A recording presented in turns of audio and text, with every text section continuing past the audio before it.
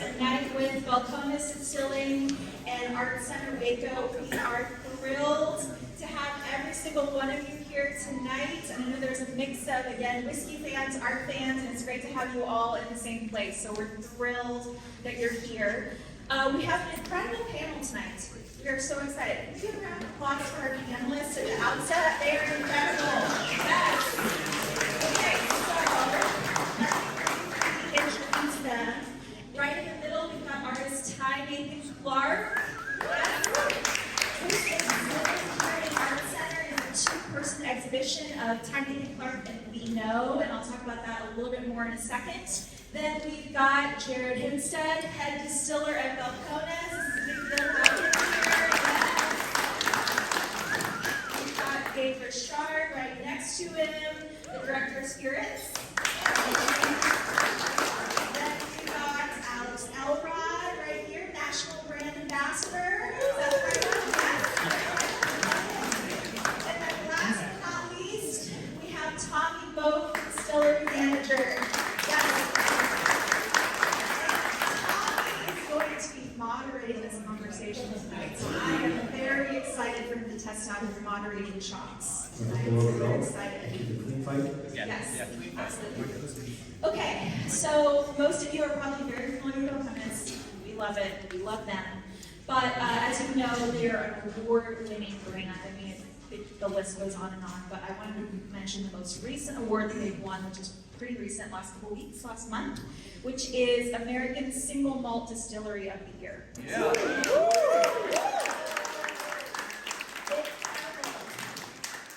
The talent and the brains and the artistry that has made that exists here in Waco. And that's really, really special. And they're here at the Art Center tonight. It's incredible. So thank you guys. We're thrilled to hear from you and thrilled to hear from all the things that you have to say to us tonight. So a couple of notes about the exhibit here tonight. It's called Warm Impermanence, again, by Nathan Clark and Dr. Vy Ngo. It has been on view for about 7 weeks now, and it's on view for about 1 more week. So you are catching it just before it closes. Our closing reception for the entire exhibit is going to be Friday the 21st of July. So if you come back, we're going to have a party to say goodbye to this beautiful special stunning exhibit. So yeah, Friday the 21st, 6 to 8 p.m. here at Art Center, we're going to have our closing reception. And speaking of recognitions, Art Center and this exhibit got one today. So you are hearing it here first. If you're familiar with Glass Tire magazine, this is kind of the premier visual arts publication in Texas, and every week they name a top 5 art exhibits in the state. And guess what happened today? This exhibit was named the top 5.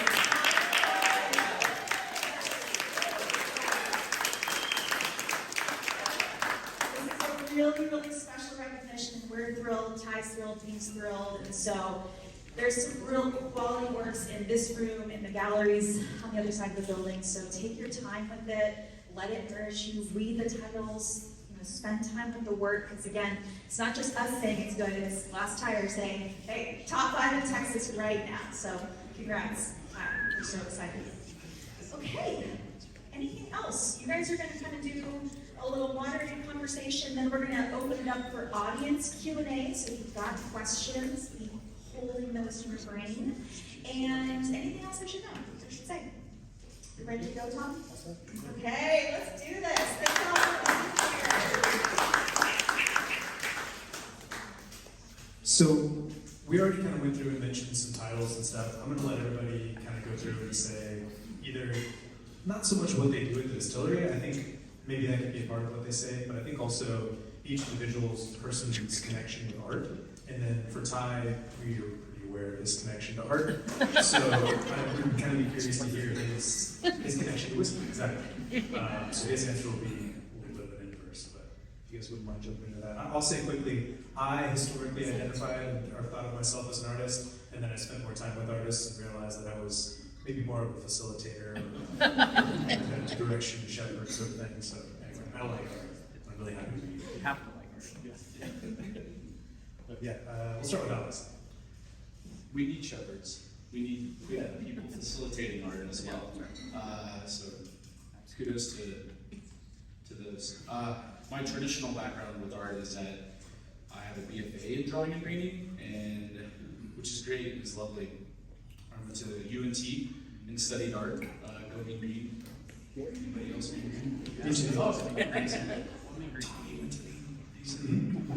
met in college, you know. So. But my outlet for art now to a degree is whiskey, obviously, which is really fun because we're like kind of bridging a little bit of gaps with creativity and the world of critique internally and externally is really fun. So that's my connection to art. Appreciate you. Thanks, Tom. Well, I'm Tiny Clark, and this is really exciting for me. Number one, because I love community, and I think anytime I can gather people in a room with art around it, it's a major win, especially in a non-art community. So when I say non-art community, I don't mean that there are people in Waco that don't love art and have a fascination with art. We're not New York, we're not LA, we're not Houston, but we have some people with some deep-seated love for the arts in Waco that really would love for it to be on that map, right? And so anytime I can bring a group of people into a room to be around art, I consider it a win, number one. But number two, I've been a fan of this distillery far before I even moved to Waco. So I think I had one of my buddies, Jacob Combs, who some of you may know on this panel, had one of the first bottles of Balcones. So it was fun to be a part of the journey from day one all the way to today, and then moving from Austin to Waco and being even more a part of the journey. And then even being able to share my work and my love for art, even with Jared's family just a few weeks ago here at Art Center during Family Days. So my journey in whiskey has been great because I've got friends who are big whiskey collectors. One of my best friends is the president of the Colorado Whiskey Club, and he loves to share. And so, and if you're a whiskey lover, what do you love to do more than anything? You love to share, right? It's not about drinking alone, it's about drinking with friends and sharing what you have in your stash with your closest friends and with your family. Caleb Damron's in here somewhere. He's one of my guys that we love to get together and just share together. So I'm excited for tonight. I'm excited for you to hear from these guys up here about what they're doing and their journey as well. And then my journey with art and how those things kind of blend together in this small community of Waco. So I'm excited for tonight. I'm Gabriel, Richarde, everyone, Director of Spirits at Balcones, which is to say one of the blenders that oversee the blending side of things. We do a lot of other stuff. But yeah, I don't have a formal background in art. I studied geology, so I studied rocks, and then that was my bachelor's degree. I could have gone off and done art, but I didn't. I did more geology. So I did a master's in geology as well. But I come from a musical family. I've always written music. I am a musician. And so my relationship to art has more been about songwriting, prose, poetry, that side of things. And then I didn't really have that outlet for a while as a geologist, as a professional geologist. But found myself engaging in whiskey as I was kind of getting out of geology. And I think it sparked this that creative technical connection that I think is really beautiful about craftsmanship.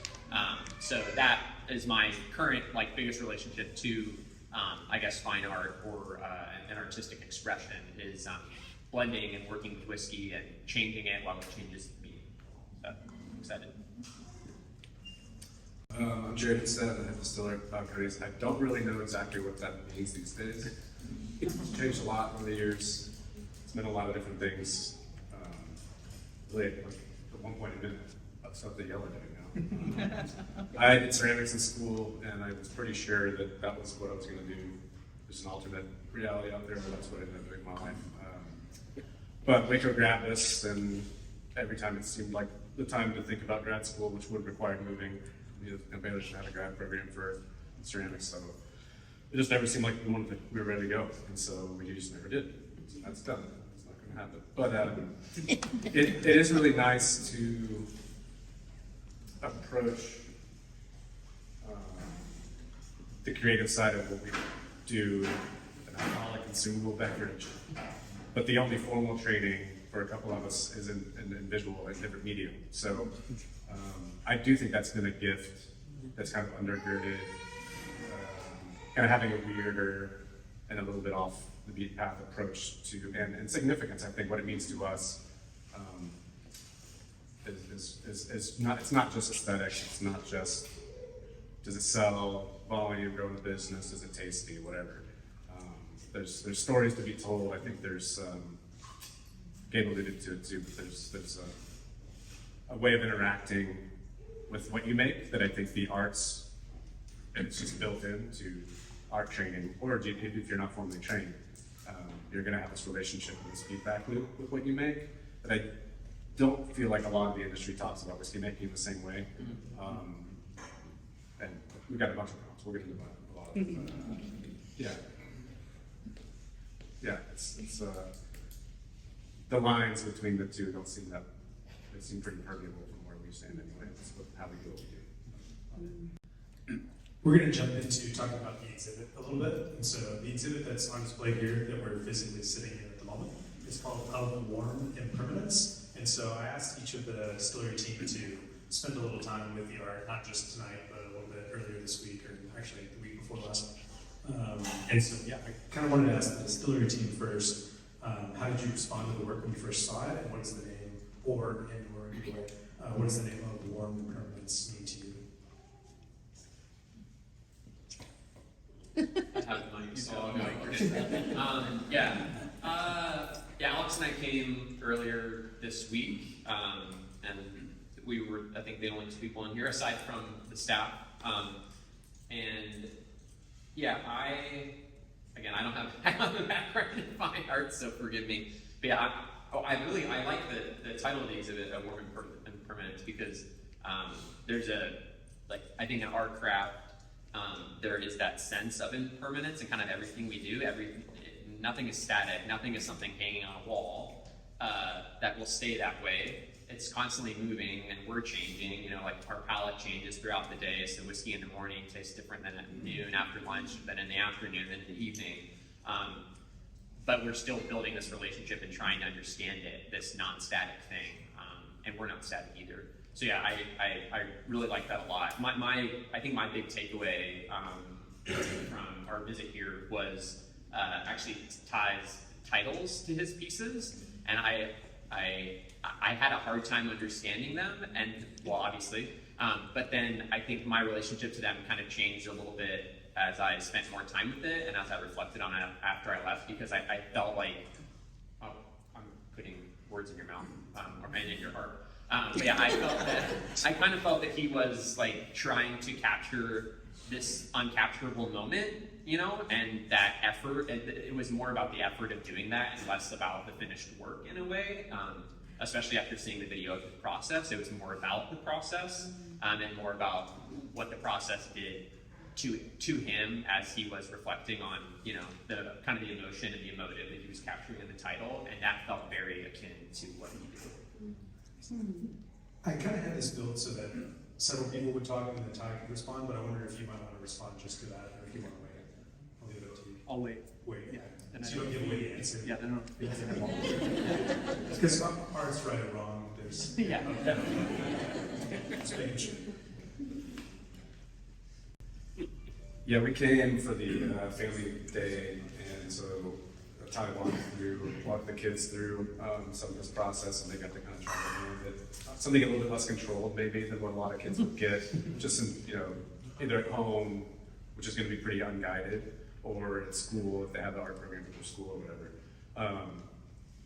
And there's a lot of similarities, even how I felt about clay, in that, like the material making marks, and you're kind of choosing which ones to keep, but they're not that overly controlled and overly kind of that fussed around, you know.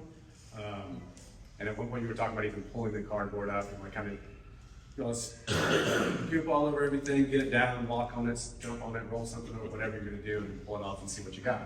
And then you kind of respond to that, and then you kind of respond to that, and make decisions and hear from it, and then act, and then hear from it. And that, like Gabe said, that's very similar to how we kind of approach the whiskey making. And so they really are recordings of moments. Like we think we're looking at these as paintings, but it really records, this is the residue, this is the artifact of time that he was acting and moving. Yeah, I think, there's something really, I like the idea of not going out of our way to create things that are just gonna be around forever. I know for some people that would be the ultimate, right? That like these things are gonna survive you, they're gonna be around forever. I kind of like the idea of spending a life making a bunch of things that at some point after I'm gone, I hope they're either consumed or they've deteriorated and they've gone back in the ground and can turn into something else and be used by someone else. But, and adding warmth to that just makes it tender as opposed to kind of sad or scary or cold. I don't know. I'm gonna wait to rip us all at once. No, I shared this earlier, but I thought the vulnerability of the video of showing the process was part of that impermanence. A lot of artists won't do that, or we were talking about documentation of process, which is a really cool and vulnerable space. And for me, I found in my undergrad that process ended up being a lot more important than what the final outcome was. This is beautiful and is very important. But for me specifically, I gravitated towards seeing that. And so for me, professionally, with Balcones, I found myself loving these moments of process. And sometimes at the end of the day, we kind of forget about the fact that like we produce a bottle and then it goes out to people, and those are special moments for people. But selfishly, I love the moments internally where we're wrestling with.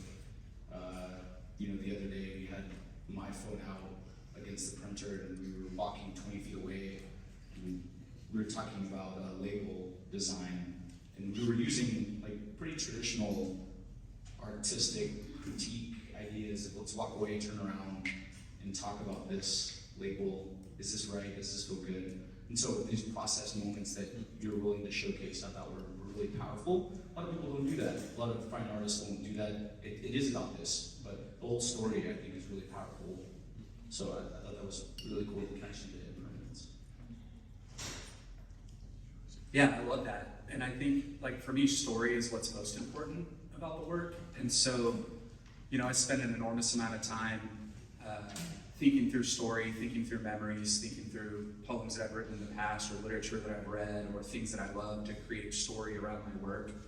And honestly, if you truly love something, like, you're gonna try and find every little detail about it, like, that exists, right? If you love something, you're gonna dive into every little nook and cranny of it. And for me, with art, I do the same, like you just shared. My favorite artists are the ones that shared their studios in the 20s and the 30s and the 1800s, where I can see Claude Monet in a studio, right, and suspenders and huge beard and work all around him, and it's a mess, and I go, oh, I want more, right? And I think that's like a special thing when artists, creators, anybody creating something welcomes you in, you feel even more a part, right, of what you're consuming. I mean, whether it's whiskey or it's art on a wall, you're still consuming, whether it's just with thought or ideas or you're actually drinking it, there's still a consumer reaction. And so it's like the more that you can welcome your audience into what you're doing, the more they're gonna fall in love with it too. And so, just hearing those things makes me excited, because that's why I show the things I do. I'm not afraid. Most artists are afraid to share. They really are. They're afraid that somebody's gonna steal. Well, they've already stolen anyways, so whatever they share, they stole from somebody else in 1950, 1840, whatever.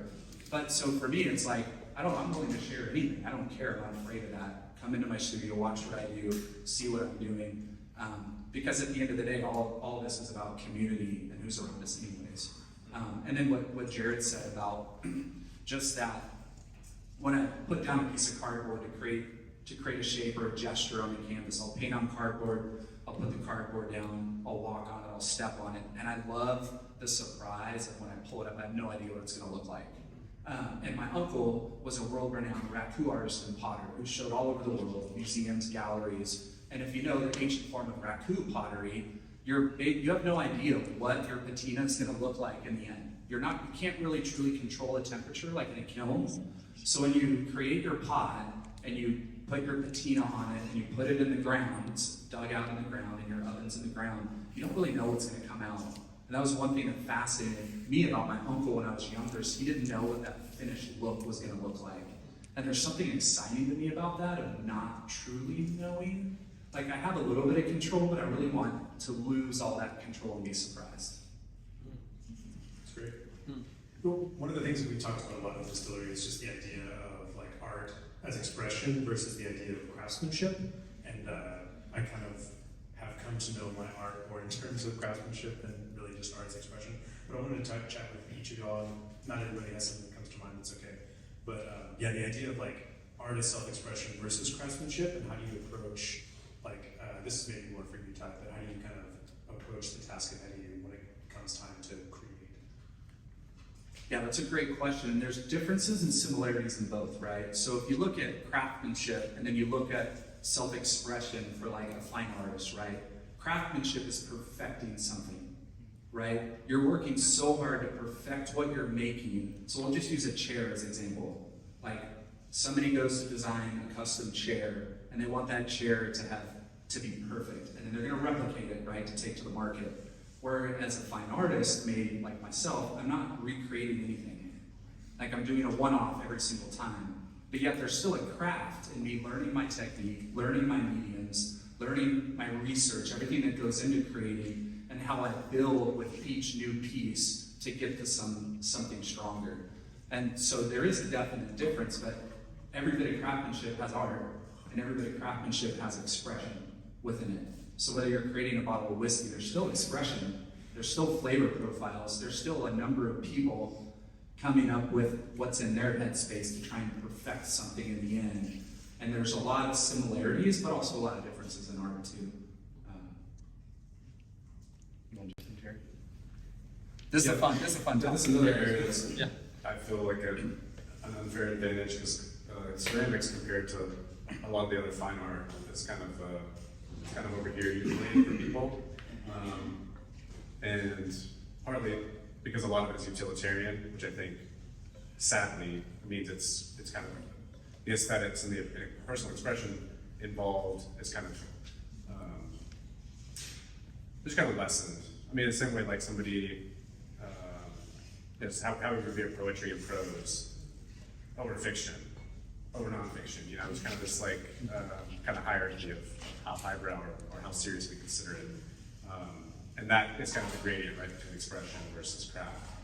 But if he builds his stretchers poorly and they warp after you get it home, or it falls off and hits the family dog or something, or if you buy this picture that you think is gorgeous and then it pours horribly and it spills, you will not end up using it, right? So it doesn't matter.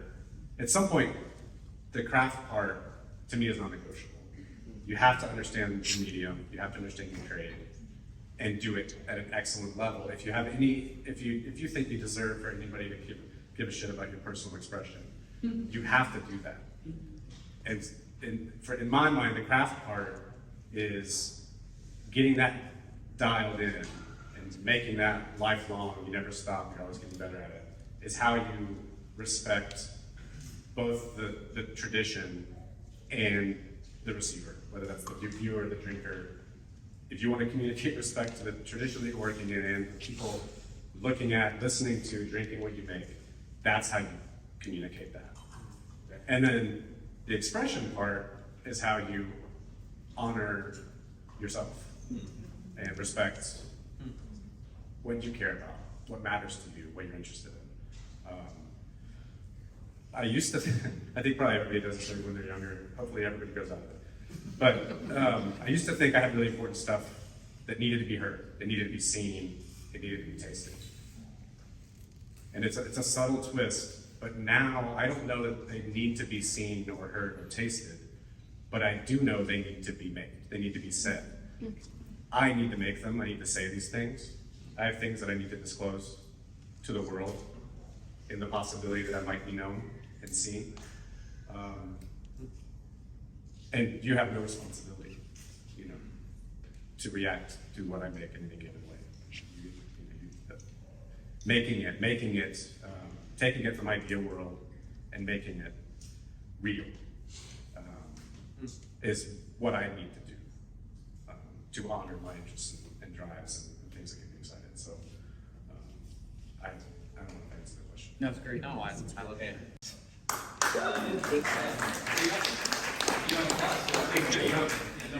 I must not have answered the question. No, yeah, I don't have as much to say, but real brief response to, I think, kind of what Ty was talking about, like your distinction between craftsmanship and the more fine art side of things. Maybe it's like kind of incriminating. At Balcones, at least from my perspective, I don't see us like capable of or trying to perfect anything, so I don't know exactly what we're doing. You know, it sounds like we're somewhere closer to the fine art mentality, but really, I think in what we do, there are technical elements that is more on the craftsmanship side, like the temperature at which we're pitching yeast and what kind of yeast we're pitching and how we're brewing and then how we're distilling. There's a lot of pipes and heat and engineering involved, semi-mechanical, but then there's the other elements. Just pretending like he doesn't understand it. Yeah, it's a whole thing. Y'all come do a tour. We're just a couple blocks down. But yeah, then I think on the where it intersects with the idea of impermanence is that, like, even my relationship to the whiskey I have in my glass tonight, I'm sipping it and going like, this is not what I remember this tasting like. I made it. But this isn't my memory of it, and it's in a different glass, it's a wider, opening, and so it's I don't know, it's been sitting in the bottle for longer than my last memory of it, and this idea of I think perfection being consistency, like the chair, like we got to make the same chair every time, we got to take it to market. That's actually not how we see it. We know things are going to change because we're close enough to the end result, and we're close enough trying to get closer to ourselves in that relationship to the end product, that we know that we're going to change and it's going to change, that perfection, consistency, it's just not a target. It's not a target of ours. It's a fool's errand a little bit. Now, in the technical side, maybe not so. We should try to hit certain specs, but then the end result is like, this is a living thing, just as we are, and our relationship to it is dynamic as well. So, Yeah, and there's lots of situations of no control that happens as well in the barrel itself, which is, you never know what that end result is going to be every time. you don't, winter freeze,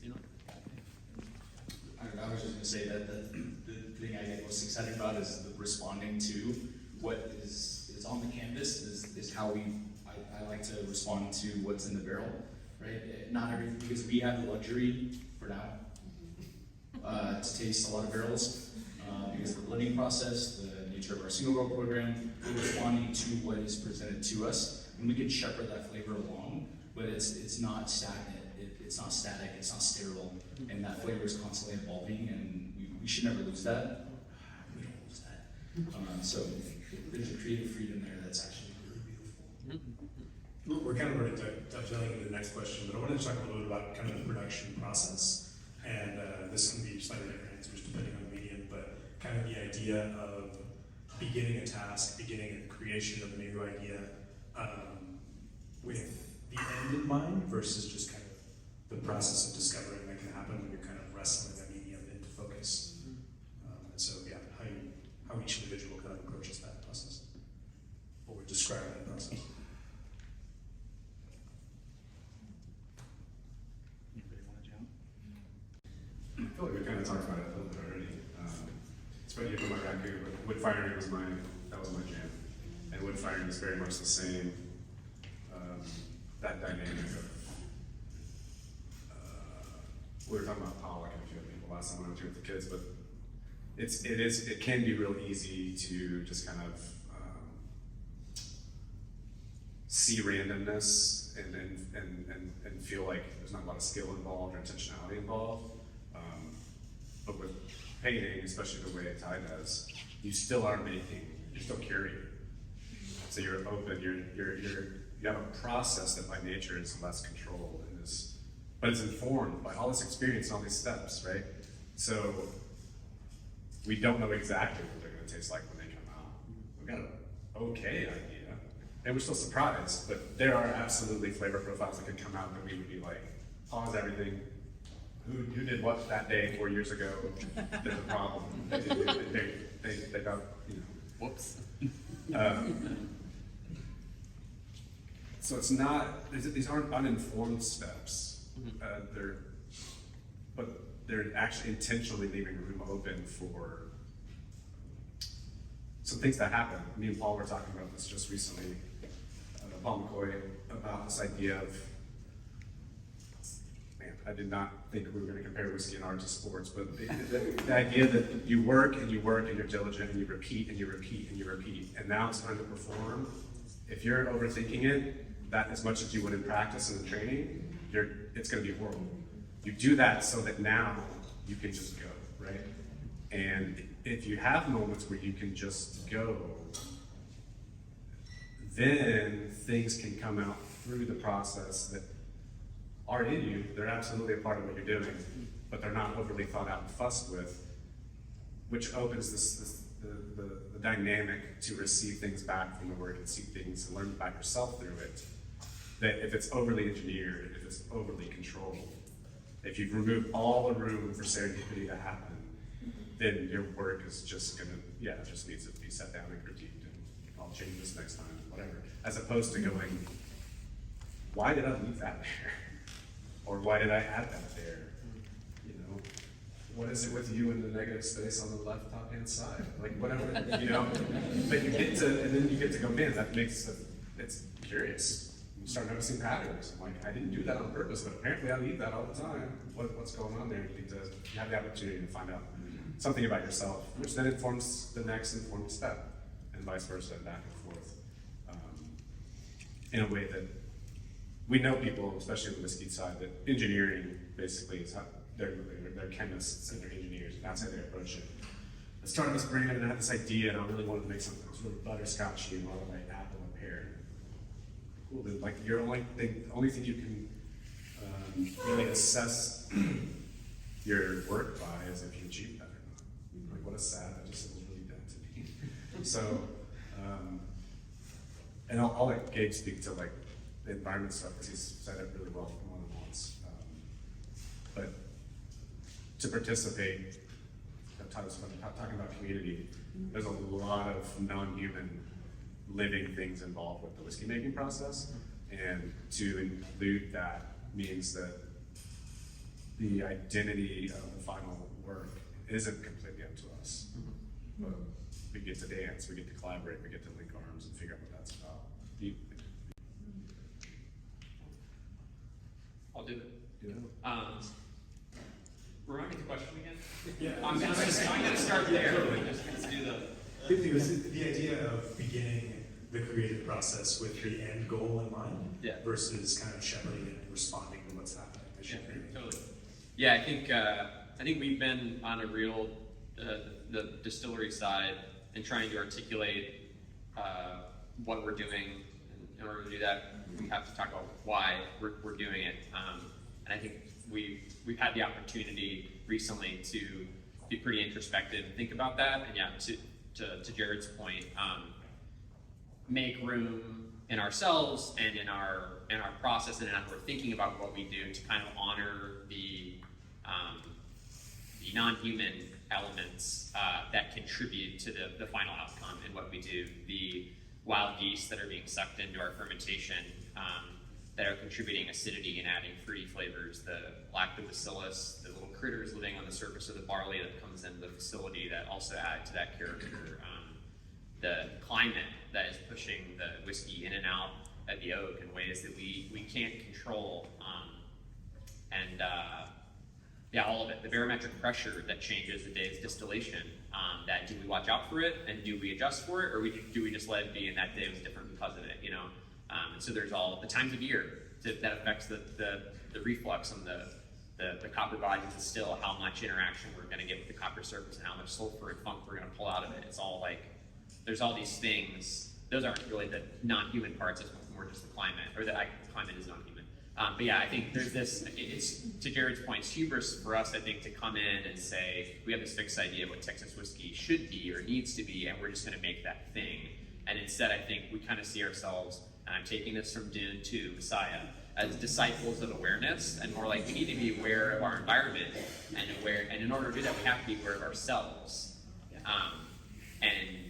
In this kind of like cyclical feedback loop, the more we're aware of our environment, the more we're aware of our place and ourselves and all the other participants in the environment, and the more we can honor everyone's outcome and make something a little truer. And yeah, I think to Jared's credit, I kind of tend to go off left field, and I'm like, Texas whiskey is making itself, and he's like, hold on, like we brought these fermenters here, and and to Alex's point, we're shepherding this process, but it's always this tension of how much do we shepherd, and if we relax in one way, what could we reveal, and so yeah, it's just this really cool feedback loop that we get to be a part of.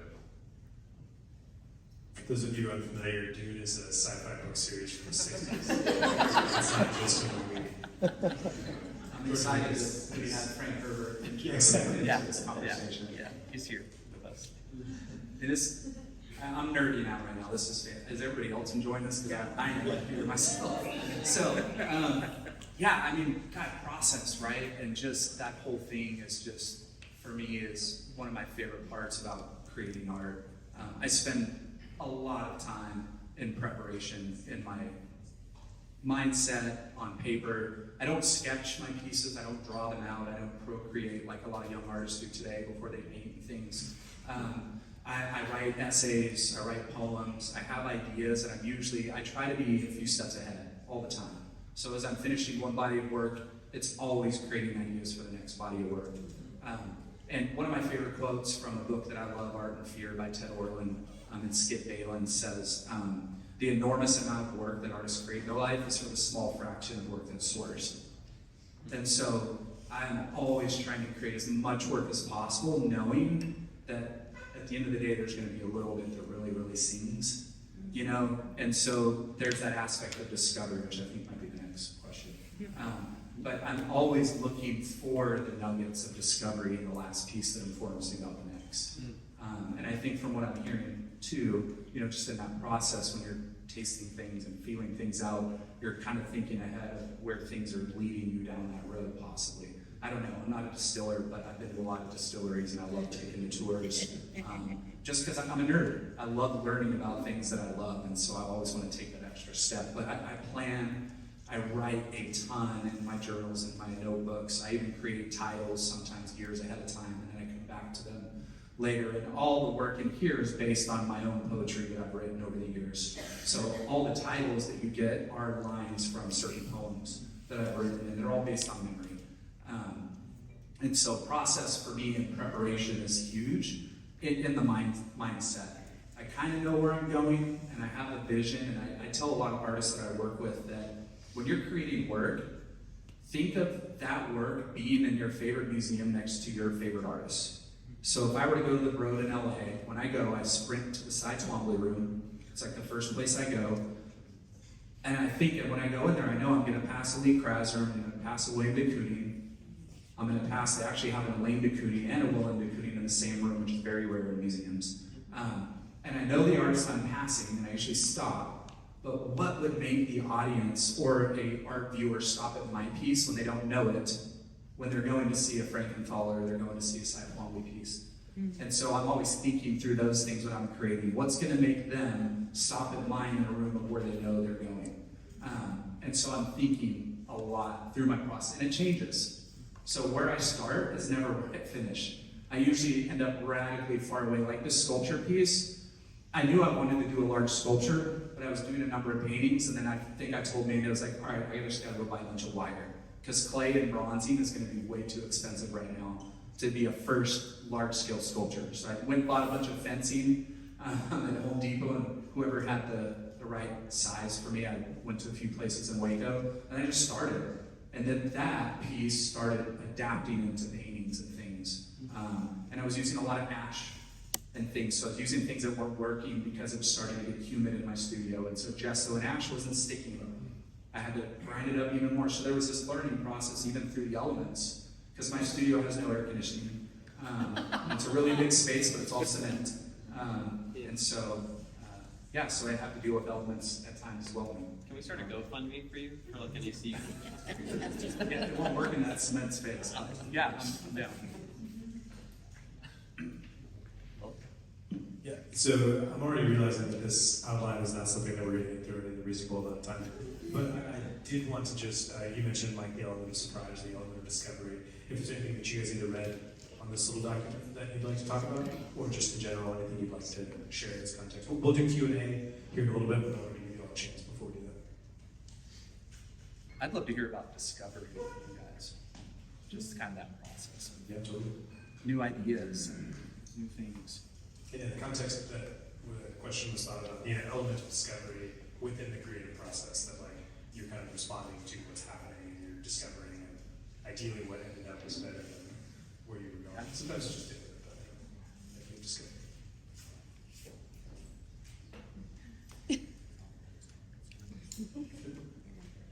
Your turn. Well, my idea, discovery, when it comes to liquid, is very visceral. But a lot of times I also feel like there's a lot of mitigation involved with some of our discovery, because again, we have an opportunity to, we're not confined to one specific mash bill or one specific barrel profile. So depending on what's going on, and maybe I have the luxury of reaching over at these guys' shoulders and just be like, ooh, what's going on over here? Or, you know, we got this new release coming out. There's the idea of discovery is very immature, not the right word, but I have like this juvenile or just like youthful exuberance, childlike, yeah. That's really, really fun. And sometimes we get lost in the weeds. And there's a lot of tension, and Gabe yells at me, and Tommy's like, "You're wrong." You know, and Jared just walks away.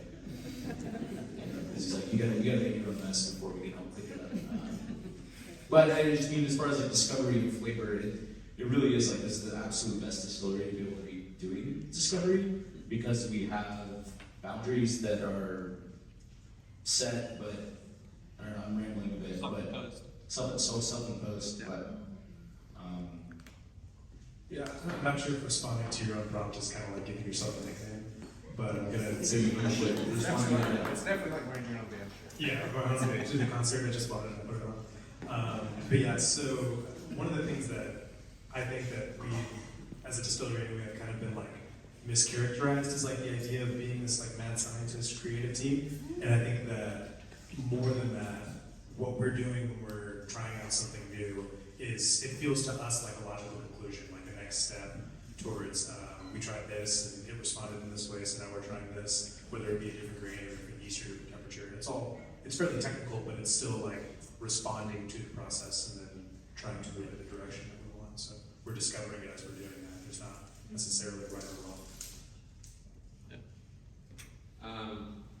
Yeah, it's kind of in the first part, or my first thought is whenever we go to, there's always very bizarre tension. You know, when we're making a whiskey that already exists in the market, there's this kind of, Jared alluded to this earlier, there's this level of like, we need to honor what we already made. People have a relationship to this, and we can't just pull the rug out from under them. Some of these people, you know, drank these single malts with family members who passed on, and they have this memory of the way it was and the way it should be and feel and taste. And so we kind of have that relationship to some of the whiskeys that we've had in our portfolio for a long time. It's always a bizarre tension as, like, you know, we're up here talking like we're artists, at least the distillery people. But whenever someone's like, okay, well now I just make something new, like, yeah, and then you get it all in front of you and you're like, what are we gonna do? You know, there's this, not level of fear, but there's a little bit that no boundaries, or like, you know, a totally, no boundaries at all, or no guardrails can be a little intimidating. But I think that's where, at least lately, I find myself leaning back into not putting as much pressure on ourselves to have all the answers, and leaning into whether it's other makers within Texas, winemakers, cider makers, other craftsmen, or the non-human participants. Like, let's have someone else's voice instead of it being about what I can make or what we can make. On this, at the level of discovery, seeing if there's other voices we can tease out and center and push forward. And I think in our process, it's really important to, I'm reminding myself even now, it's important to start there. We were just doing a tour today for some folks who are in town. And when we get to the fermentation yard, we had the habit of telling people, like, this is where, we make the whiskey. But in the fermentation yard, this is where all the alcohol is created. We actually don't make any of it. We have no part in the creation of the alcohol. These little microorganisms make it, and we just take it and we massage it and shepherd it and do stuff to it. And even, on the topic of the other participants, the oak that we're using, these trees they're in sustainably managed forests. No one has to be worried. These trees are 80 to 100 years old, and they've taken in 80 to 100 seasons. And so they're imparting all their wisdom and all that time and all that flavor from before we were born into the spirit that we're tasting in front of us. So the idea, that in discovery that it's all on us, or that it's all up to us, is something that, for me at least, is important to divorce myself from. And I think there's a little bit of, there can be in the whiskey world this hyper focus on the maker themselves, and this kind of patriarchal hero worship that we have in America, where it's like, oh, we need someone up on an altar to make sense of something. But in our process, we find ourselves kind of trying to decentralize the individual and try to make it a little more equitable. I mean, we have 4 people here representing the brand tonight, so. Yeah. We're gonna need to pivot soon into Q&A, but if you guys want to say anything. And someone was going to say it. Totally ruined it.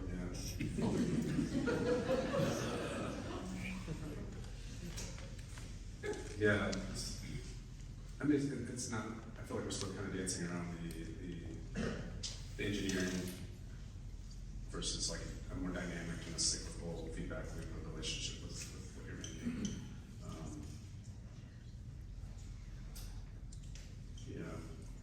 I don't think we need to remove ourselves out of the picture, but I think decentralizing is a good way to say it. And like Gabe mentioned earlier, this tendency to just make these containers and all this stuff. We still have things we like. We still have things we prefer. There have things that then, once we know we like them and we find them over here, we have enough technical skill to figure out how to enhance that and amplify that. So it really is a duet, in or more into.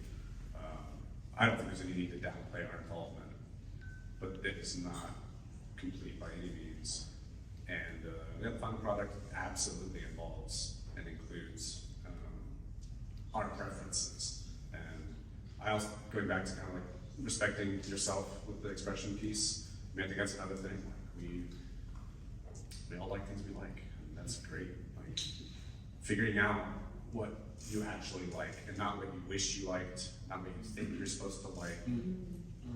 Those are all really important self-awareness things. And this, any medium, really any activity that you're kind of spending a good chunk of your life kind of like beating your head up against, gives you that chance to find resistance in yourself, to find where joy shows up. And to me, that's how you start finding out what your contribution, what your involvement in that process, which is not complete, but what is my part in this? If we've got, whether, some all-knowing, all-powerful deity made us, but we're involved, and we've got fingerprints that nobody's the same, DNA that's not the same, just the fact that we're all unique in an objective way, we don't have to get weird to imply purpose, to that. There's something that only you can do. I don't think it's a leap to assume that that's what you're here to do. And so, I think honoring yourself in that process as well as the others. If everybody's desires and everyone's hopes and everybody's purpose can kind of end up in the mix, which will absolutely have discovery involved because you didn't engineer it, you didn't control it that hard, which is also kind of probably unusual. I mean, you're going to be discovering. Anybody who thinks they're not discovering this, I guess a final word, just pay attention. That's just an illusion. It's not what's happening. Might as well make peace with it. Might as well dance with it, right?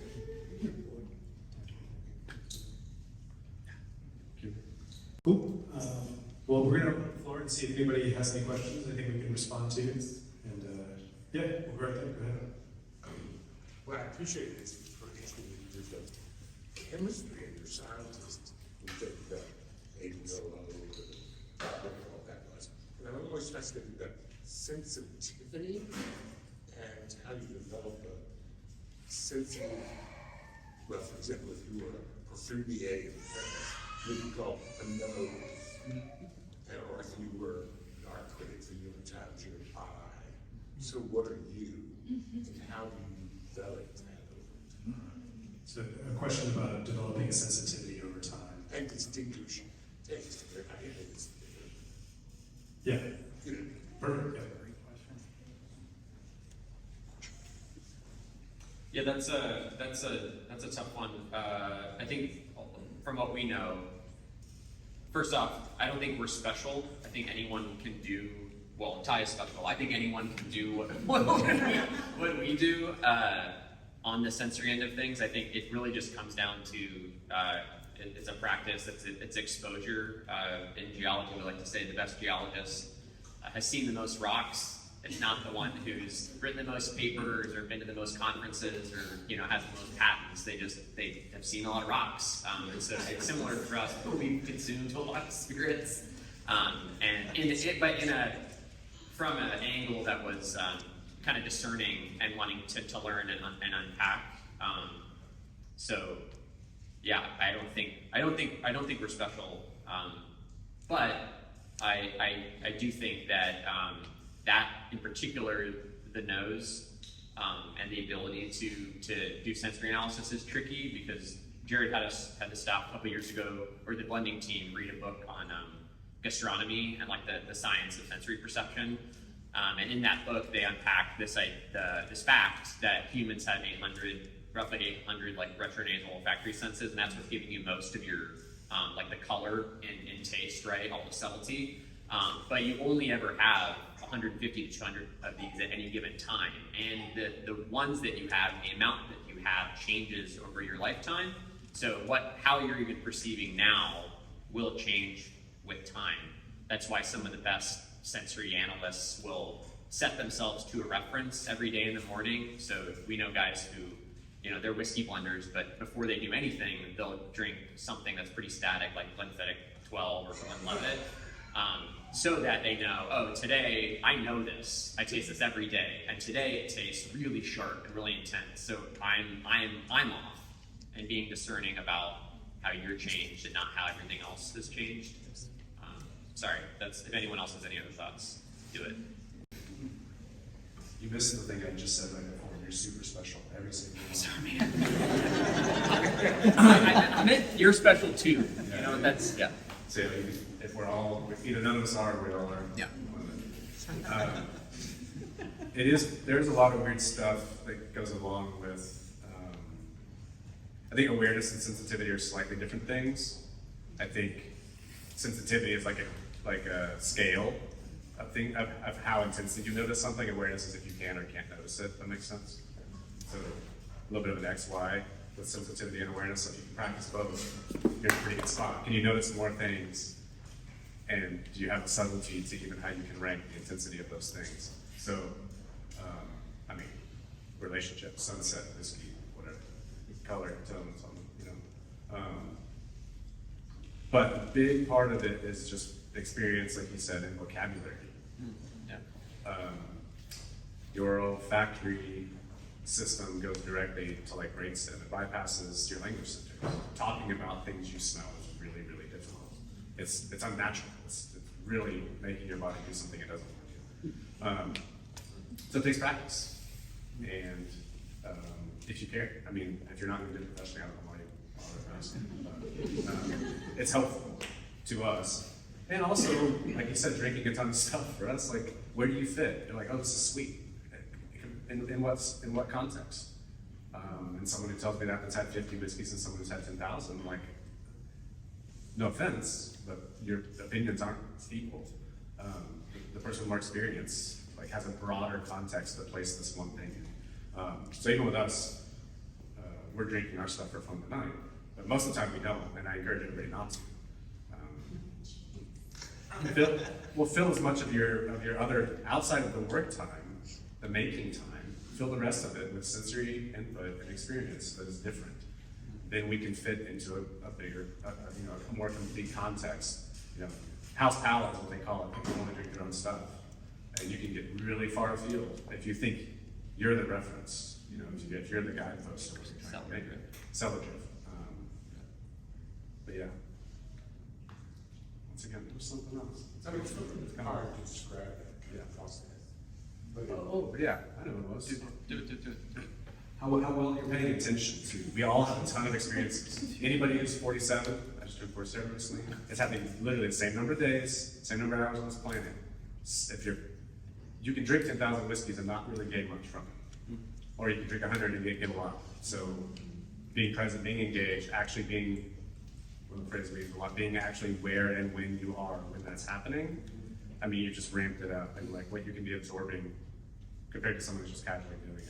And we've all done it, right? Like sitting down and critiquing some barrels or a blend versus sitting around the fire and we kill a bottle and like, I don't remember what it tastes like. I had a good time. When I'll speak to the eye, like looking at art, I look at a lot of art. And I think for the eye, I mean, how do you know what you like if you don't actually go look at it? How do you know what you like if you don't actually taste it? Or increase the breadth of what you're trying to learn or trying to get a grasp of. And so I'm a big researcher, I'm a big studier, a big reader. I go look at a lot of art. Small galleries, medium galleries, big galleries, small museums, big museums, grand museums. I travel, I've got memberships to MFH in Houston, I'm there all the time. And then because of that, I have a reciprocal membership at like 60 museums around the US. So anytime I'm in another city, I can find a museum to go look at. And I learned a while back, I'll be 49 in October, so I learned a while back, don't just go look at art I love, you should also go look at art I hate, or I don't like. Why? Because why do I not like it? If I'm not going and spending time with it, what is it about it that I don't like? And I discovered artists that influence me now that I love, because I used to skip certain areas of the museum, and I go right to the contemporary room. But now when I fell in love with art history, as I've grown older, I go into other rooms and I look at work that I never liked. And now I love Rococo, and I love Impressionism, and I love Baroque, and I love old things because I'm seeing the discoveries that the artists now saw back then, and I'm able to trace those lines, to today. And I think for anybody, like, especially people who aren't used to art, go look at art, even if it's uncomfortable. Maybe you'll learn something about yourself, or about your story, or about something else. And so for the eye, it's how much time are you going to spend actually looking? And I think that's the same thing too. What is your purpose when you're tasting? If you're just there to have a casual drink, how much are you going to really remember about it? But if you're sitting in the room and you remember the leather chair and the smells of the room that you're in, and you're tasting the drink, and you've got a great memory with your buddy or your friend or your spouse while you're tasting it, it's going to do something to what you remember later about that bottle or that drink. So goes hand in hand for sure. More Got time questions? for Ask one, maybe questions. two more. Now we can get a couple more. Okay, Yeah, Tommy, I'm put some pressure on you. that's fine. Let's go with, what do you got right there, Charlie? I guess this question is mostly for Ty, but maybe everyone on the panel. Alcohol obviously can affect your mood and your energy. And I'm curious, some artists talk about the relationship between drinking and creating art. I'm curious if you've ever had a few drinks and created some art and noticed a difference, or maybe had a few drinks to get your mindset to get your art where you want it to be. I don't know if the same would apply for the rest of the team. Yeah, are we talking college or are we talking Florida? Right, that's the separate. No, I like to have my full faculties when I'm making it, to be honest. I mean, I've got plenty of friends who do a lot of different things when they create art, across the spectrum of drinks and other things. But no, I like to have my full faculties. I like to have my full focus. That doesn't mean I don't have a glass or something while I'm drinking, but nothing that really affects my full scape of my mind. But I don't know, I think that's just something older, as I'm just growing older too. It's like, I'd rather enjoy a glass of something with somebody at my table or in my living room than I would just in the studio by myself. But that's just personal for me. And I'm a really deep thinker when it comes to my work, and so I like to really have that focus and not be distracted by anything else too.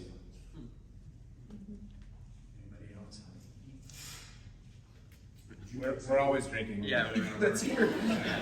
it's pretty intense. It's the work. Pretty intense. Good. Did you want to hear Jason? Yeah, go ahead. Yeah, I had a question about when you were mentioning discovery.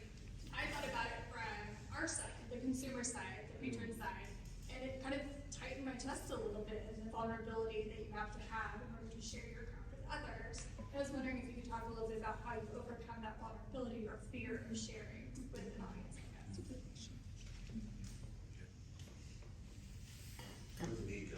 I'm curious to hear what Ty says because I feel like he's really good at it. Yeah. And I don't know if you've always been that way. No, this was a learning curve for me, and I'm an extrovert, but as an artist, you spend a lot of time alone, so you're almost a forced introvert. But I mean, maybe I remember back in the day when I first started showing work in group shows and things like small little galleries, I would always kind of avoid the room. So I'd stand outside and have a glass of wine, or I would avoid everybody. And then I had a random show at a South by Southwest in Austin years ago. This is my first kind of solo show in the space. And this older gentleman, probably in his young 80s, caught me. I couldn't avoid him. And he asked me a question. He said, "Tell me about this piece." And I surfacely told him. And then he kind of grabbed me and looked me in my eyes and said, "No. I want you to really tell me about this piece. I don't want your surface answer. I want what this is to you." And it was the most special experience that I ever had with my work. And from that moment on, I went, I have to be present in this room. Yeah, and honestly, I don't know how the audience is going to receive it if I'm not able to walk around and talk to you with my work. And now I embrace it. I love it more than anything. And if you've ever been to my show before, I always say, I know Austin's in here because I said this to him a few years ago. I said, there's no dumb questions. Like, ask me anything. I mean, art is something that's very foreign to a lot of people. It's not a normal, everyday thing that you're going to go to a gallery or a museum and see art. And it always feels, the art world has done a really shitty job of making the art world seem so highbrow that you're not allowed if you don't know art. And that's false. Like, that's really false. Like, we need you. Artists need you more than anything. And so being able to go, there's no dumb questions, ask me anything, I want to talk to you about it, like, has now become something that I've totally embraced and I probably love more than anything. Even if I get the negative answer, I don't care anymore because there might be a little truth in it that I can go back home later in the studio and really think about what little bit of truth is in that critique that can help me improve later. Cool, what else we got? Yeah, I'll say something real quick. Yeah, I think me, from where I am in our organization, as someone who's kind of projecting future flavor and needing to get things right, and hoping that I do, I had to divorce myself a little bit mentally from consumer concerns or just like patron concerns, not in a bad way. Just I think none of us on the distillery side, the creative distillery side, none of us really make with that in mind. And I think that's what helped set us apart, is that we didn't start with like, what do people want to buy? We started with, what do we want to drink? And what's interesting to us? And then people found that intriguing and compelling. I think a good example is one of the whiskeys we have over there, Lineage. Our previous owners came to us a couple of years ago, like, we need a more approachable malt at a lower price point.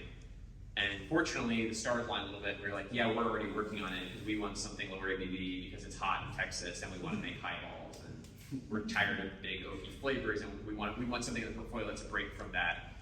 And so that's kind of how I feel like we approach it. Like, we're kind of on our own journey and we're inviting others to participate in that. And I think that's the strength of, that's what's happening on the fine art side too. You're not going like, what do people want to see? What does the market need? What is a gallery going to take? You're going like, this is my expression, and that's how we see it as well.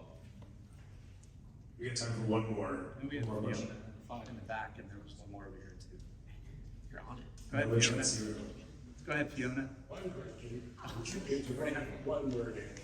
Are you an evolutionary traditionalist or are you a rebel? Or rebel. I don't know what an evolutionary traditionalist is. Without considering tradition, because whiskey must have been made for what, 200 years in America and South America.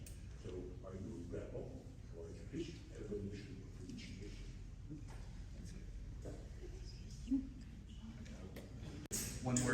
Fiona in the back. Uh, You wanted a one. no.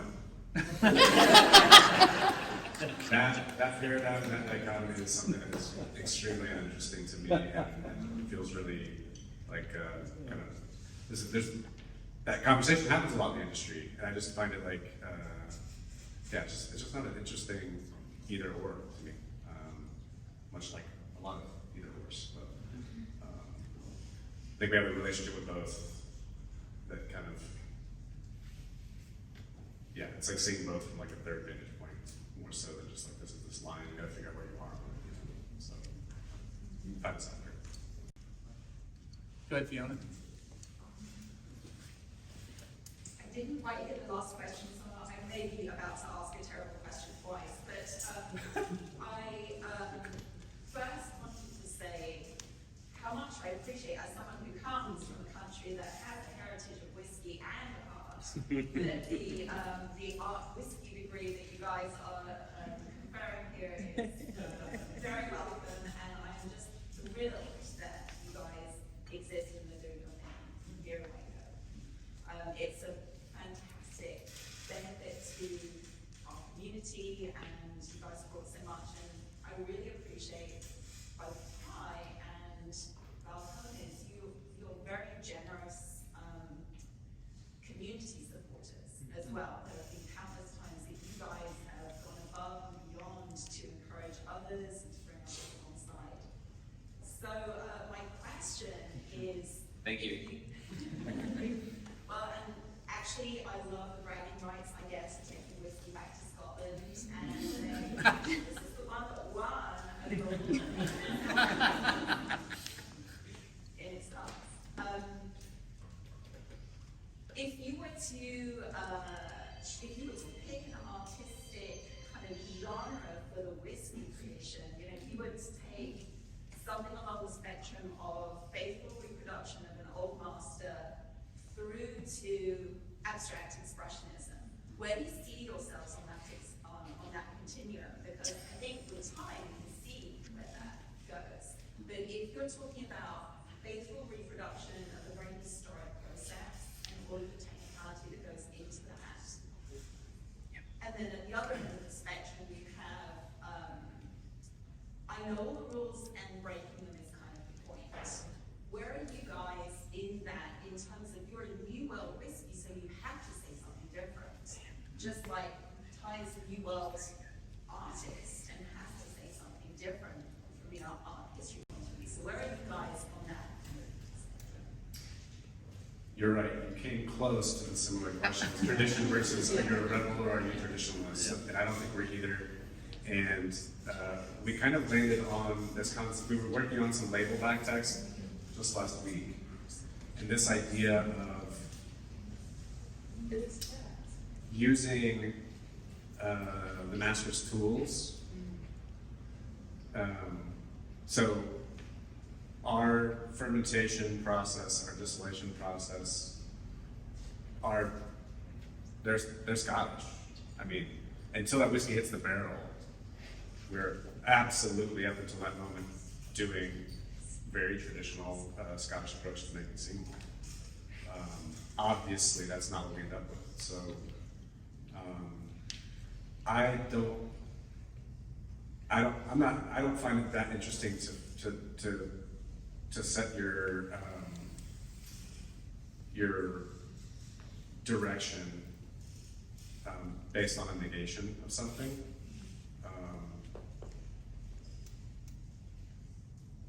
So yeah, just to react against. I don't know how you would know that that's what you're supposed to be doing, and that's what your actual voice is. If you have to just be a negation of something, you know. And so, can you lean into your own personal specificity? Take all of this rich material that's come before you, and do whatever it is that you need to do with it. And if it doesn't end up unique, however subtle, then you're probably not adding your voice to it. You know, like we were talking about this earlier today. This like idea of like, where's the house flavor, and how do you guys get the house flavor stuff, or even the questions come up even within our parent company. I think. So how do you distinguish yourself from other stuff? It's like if you're actually using the place, if you're actually using your own interests and preferences, those are going to be unique to any site, to any distillery. So how could you not end up someplace different from everybody else, even as subtle as it might be? Yeah, I just don't think it's that hard. Well, it is hard because the hard part is you have to figure out who you are and then figure out how that applies to the work you're doing and where to let everything else act and where to intervene. And if I'm going to put my fingerprint on it, on all these other fingerprints, how hard do I push? Where do I put it? I don't know. I have an answer. Sorry, no answer time, guys. My art nerd head is going crazy right now thinking of art history and tying it to Balcones. And so I would say, as an artist, that for me, as somebody who spends an enormous amount of time creating art research papers for all the mentees in my program over the years, that I would say that Balcones falls into New American folk art in my head because, and listen, that when you hear folk art, a lot of times you think what is right on the tip of your tongue, folk art. But New American folk art is really based on a lot of European ideas with a lot of history of deep traditions that have come from multiple countries, multiple groups of people, multiple cultures over time, but then it's developed based on the roots of where you are, right? And so you have all this history and all these things that have come that have fed into something that then becomes a part of your culture, where you stand and where you are. And folk art holds a broad spectrum of mediums and genres and multidisciplinary things. So I think what you've created is something that is you, but it's come out of all these different traditions, ideas. And hearing what you set up here hasn't just come from one person's head. It's come from multiple heads and multiple minds that have been together to create something that is still something that we can call our own here in Waco as well, which would hence be folk in here. So that's my art nerd answer.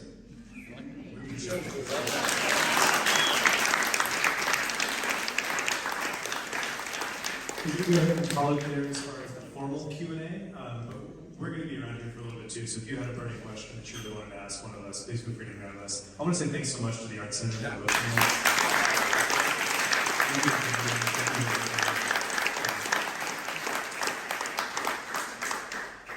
This was such a good idea. I'm so glad we were able to get up here and do it. So thank you for having us. Thanks for hanging out. And yeah, take it. Yeah, there's more tasting. Tasting tables still open. So I'll probably get